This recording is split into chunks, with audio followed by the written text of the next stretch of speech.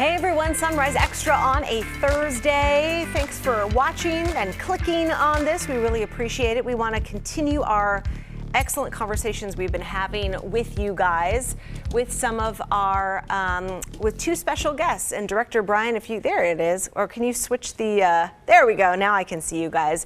Good morning, we have two special guests joining us this morning from the Portland nonprofit called Word is Bond. We have Vince Elmore, one of the board members, and a retired Portland police officer of 28 years. And also Susanne Orton, who has been a longtime board member of Word is Bond. It's an organization that connects young black men to police and law enforcement. And wow, what a perfect time to bring you guys into the conversation. Vince, I would love to start with you. 28 years as a Portland police officer. Tell me about just an insight into what you are thinking and feeling as you watch these nationwide protests. Well, it's heartbreaking. When you talk about Word is Bond, which started in 2017, we were thinking about this a number of years ago in reference to being more action-oriented and bringing about change. Word is Bond, from our perspective, we're teaching our young men how not to be victims and how to be change agents on a day-to-day basis. And it's not just about, with Word is Bond, it's not about just law enforcement and young black men. It's about how we affect our community. And we have seen the hurt. We have the environments that we've seen throughout our nation that is unprecedented. And we have to be a change agent. We have to change the narrative. We have a death, we have a video, we have the pain. People take to the streets, and then what do? So we have to come up with resolution and changes on how we look at systematic racism and how we address those issues in our law enforcement community and with our black youth and with our community as a whole. Mm-hmm. I do have a question for you, Susanne, but let me just follow up on that, Vince. You talked about this being a sad week for you as you watch what unfolds. And is it that because you felt like this should have been addressed a long time ago, if not a long time ago, at least in the last few years before we got to 2020? Well, we're talking about a systematic environment that's not going to take a short time frame to take care of. This is systematic racism, and the pieces that we've seen over the years have accumulated. I call it delayed justice in some ways, because many people have archived these environments. They have archives that hurt. And now all of that is spilling out in the streets throughout the United States and also internationally. So we need to look at this as we can't deal with this in a short term. It's going to take long-term training, and it's going to take bold training. And Word is Bond has that training already in place, because be very clear that most of the young men that started in Word is Bond were individuals that had problems with the police. They had bad encounters. And now those young men are change agents and teaching law enforcement how that scenario should have gone. What we're trying to get to is, before you see the video, before you see the problem, we want to get there before that. And of course it's hurtful. It's hurtful to all the people that are out there. It's hurtful to our community. It's hurtful to, as a African American that was in law enforcement for all those years, it's hurtful to me. When I think about Edna Robinson, one of the icons, she just died this last year. She taught me that when we talk about being a part of our community, you have to be vested, and you have to be true. You have to be transparent, and you have to be aggressive. Because be very clear, when you talk about the conversations that we're going to have in the future, they're going to be difficult. And Word is Bond has already started those conversations. Word is Bond, again, in a nutshell, as we talked about right at the beginning, a nonprofit organization that puts young black men in the Portland area in connection with local law enforcement. They form relationships. And I definitely want to bring Susanne into the mix at this point, because Susanne, if I am looking at this correctly, you've been with this organization since its beginning as a board member. I want to know what your role is and how you see your role with this organization, Word is Bond. Well, thank you. Yes, I've started with Lakiana Drury since the very beginning of Word is Bond, and it's early days as a pilot program. And again, my role is I'm here to support Vince. I'm here to support Lakiana Drury, our executive director, who's extraordinary, and I'm here to support the youth and the law enforcement agencies. I can't possibly understand the type of emotion and historical racism and bias that has been constant in the lives of this community. But what I can do to help, and I think others in my position can do, is we can help support with fundraising, we can help support with volunteerism, we can help support getting the word out, and we can educate ourselves on how to better take action and understand what does it mean to be in this type of community. What does it mean what does this historical racism mean? What does it mean to really work in the type of communities that are dealing with these issues? And so I work, hard to help our organization move forward. And we're doing a lot of incredible things right now, including a kickoff on the 25th of June for the summer program, which starts in July. Yeah, talk about that. Is that the internship program that you were talking about? Yeah, explain what that is. It is. Our Rising really Leader program. Oh, well, it's fantastic. And I hope that, we'll have you folks come on over and join us. The Rising Leader program has been around for 4 years. It's where we take up to 15 youth between the ages of 16 and 21 and the same number of officers from around the metro area. Mm-hmm. We bring them together through education, through authentic and really transformational conversation. And it's so powerful when you're having these conversations to watch an officer and a youth truly look each other in the eye, speak about their issues, their conversation, their dynamic, the dynamic between both of them in their communities and how they relate to each other. Literally, this is life-changing for both the officers as well as the youth. And that's the power of Word is Bond.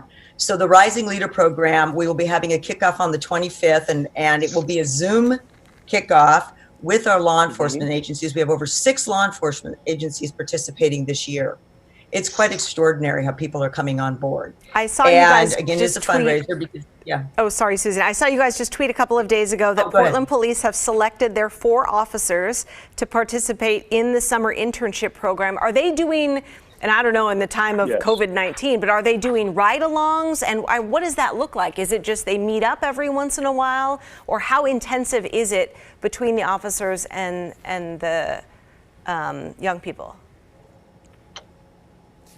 It's going to be extremely intensive. Our curriculum is the same as it was, with the exception of we won't be face-to-face. It will be on Zoom. Okay. And, based on what we will be able to do in July, we'll look and see how that works.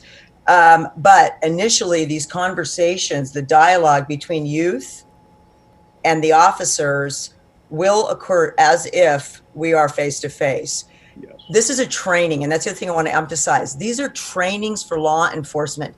These youth are providing insight and action to officers to better help them understand bias. What does it mean to be a young man in this situation and have a police officer come and pull them over? Mm-hmm. How do you, and Lakiana Drury, our executive director, and Vince, with his long history with law enforcement, would be better able to describe how this works in changing that narrative so that these youth can look the officers in the eye and say, how do you feel about me? I am somebody. Mm-hmm. And the officer then does the same with the youth. Mm-hmm. I am somebody, and humanizing each other in that perspective. This program works. It's it's been, it's our 4th summer. It's really quite extraordinary where, there are action steps that, anyone can take, but we hope that you will join us on the 25th for the Zoom call. We're really looking forward to having our media partners as well. Great. Susanne, again, is part of the board, a board member with Word is Bond. I do want to bring Vince back into the mix here. Vince, not only on the board of Word is Bond, we mentioned earlier, a police officer here in Portland for nearly 30 years. And I think, geez, what a great perspective to bring to the show today. You're watching things unfold over the course of the last week, 10 days, Vince. What's going through your mind, and what was your experience like as a black police officer in this city? Did you run into frustrations throughout your entire career in terms of the relationship between police and black members of Portland? Well, my relationship, I had the opportunity, which I am blessed to have, to know Edna Robinson, Sharon McCormick, Ron Herndon, Chief Charles Moose, Derek Foxworth, Assistant Chief Modica, Harry Jackson, Bob Clevenger, and Zalawe, just a host of officers that have been mentors to me. So as I watch the events unfold, I think of my career as everyone has a soundtrack.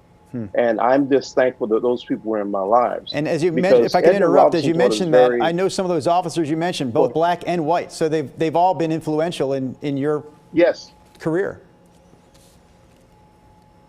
Yes, they have. I think the mentoring part doesn't have a color. The only problem is that we have different names in the scenarios that we've seen over the many, many years, but the color stays the same. And the situations are the same. And we have to change that narrative. Word is bond. When Susanne talked to you earlier about it, she had a great description of my program, my Rising Leaders, but know your rights. Our young men, as I said, we empower them not to be victims. And the most important part about that is to make sure that our young men and our community know their rights. So an example of that is when one of our young men was on a traffic stop, not in the city of Portland. And at that point in time, the young man said, I know my rights, and I don't want you to search my car. Here's my driving license and insurance, and what was I doing? The officer may not have liked what was said. The conversation continued, and then the officer asked him, well, how do you know all this? And he said, word is bond. And the young man took that opportunity, as we asked him to do each and every day, to educate that officer. That made the officer curious, and now the officer is trying to get involved. Do you understand that scenario? Yeah. Is it safe to say that all police officers in Portland are familiar with the organization Word is Bond? Is that a safe assumption or not necessarily? It's not necessarily, because we feel that every Metropolitan Police Department, the Department of Public Safety, that has training for officers throughout the state of Oregon, all of them should be involved to understand Word is Bond. As we said, since 2017, we have been writing these scenarios. The scenario where when you're talking about racial profiling, the young man goes into a store. He is with his 10-year-old brother. They think he's stealing. He's not. He has money to buy the items he's there for. The police are called. It becomes an environment where the young 10-year-old is afraid. The young man is trying to explain when he shouldn't have to explain anything. He is a customer. Security is there. Now we have all those environments for things to go wrong. That young man was able to go to the the training facility at the Portland Police Bureau, go into the in-service, tell his story, and then someone has to say, well, and very surprisingly also say, maybe that was me. Maybe they won't. Maybe they will have a side conversation. And then they write that scenario on how it should have happened. See, that's the power of the environment. And the young men become leaders and change agents, and they'll be the leaders in our communities as we move forward. A lot of our young men are going on to different universities, historically Black universities, and they're bringing that message to Atlanta and the different colleges that they're attending. So we think of Word is Bond as a beginning of a process dealing with the systemic racism that we deal with. But this is not going to be happening just over a short period of time. It's not a 4-hour class where you have learned about restorative justice, racism, inclusion, and you get a certificate. It doesn't work like that. It's going to take hard and courageous conversations to ongoing and the training and learning. But everyone needs to know they're right. You do, I do, but our young men are those change agents. And he was a change agent on that traffic stop. And we both know that that traffic stop could have gone in a different direction. How much convincing does it take for you to recruit these teenagers to want to do this when there is so much distrust of police? You know, they probably automatically don't like them. How much trouble do you guys have to go through to kind of reach those kids, go to school, you know, tell them about the Word is Bond program and say, hey, trust us, you know, like you'll get something out of this? Or is it the kind of the kids that are already civic minded and you know, like organizers in maybe their own school or something? Like, how do you kind of convince teenagers to want to be involved? Well, I feel that, and I'm going to let Susanne handle the social media part of this after I give you my take on this. It's about the young men that are already in the program. They are our ambassadors. Yeah. They're meeting leaders throughout our city. They're meeting businessmen. They're meeting firemen. They're meeting Multnomah County deputies. They've met the National Association of Black Law Enforcement Executives, which I'm a member of. Derek Peterson is a captain with the Multnomah County Sheriff's Office. They get to meet him. They get to meet deputies. They get to meet all the people that mentor. And some of the people that they've been afraid to talk to in the past, we're giving them that opportunity to be involved, but also to be at the table. And remember, a lot of the kids that will come to us are kids that we've had that we get information about that have not had positive contacts with law enforcement. We want to learn about those environments. We want to take that scenario, change the narrative, have that young man become a change agent, and then go in this community and do the same thing. And Susan can talk to you about some of the things that we're doing in the schools. Susan? Well, great. So, Vince, I want to just follow up on that. I want to give credit to Lakiana Drury, our executive director, who is truly inspirational in his passion and dedication to this organization. And, you know, he's a former teacher. He's traveled the world, but he's come back. He's committed to what he's doing. He inspires the youth. He is a leader in so many ways. And listening to him and having him be that mentor to so many of these young men is so emotionally powerful that they then take his message and take the message of Word is Bond, communicate through the technology of today, through digital technology, through storytelling, through video, social media, and peer-to-peer. And that's how our message is distributed. They are going to be the leaders of tomorrow. They are going to be the DA. They are going to be, you know, our law enforcement. They're going to be running our communities. These are the young men that will, again, they're going to take what we're doing today, apply it to their communities, apply it to their own lives, and things will happen. And things hopefully will happen differently than they are doing today. Susanne, you mentioned Lakiana Drury, your executive director for Word is Bond, and we actually heard from him on our Sunrise TV show earlier this morning. While I have you there in the hot seat, though, something that came in, I don't want to add to the program here unnecessarily, but something that jumped out to me, we talked about black men in Portland benefiting from Word is Bond. You are a white woman on this board, and I'm curious as to why this isn't a program that's available to black women in the Portland area.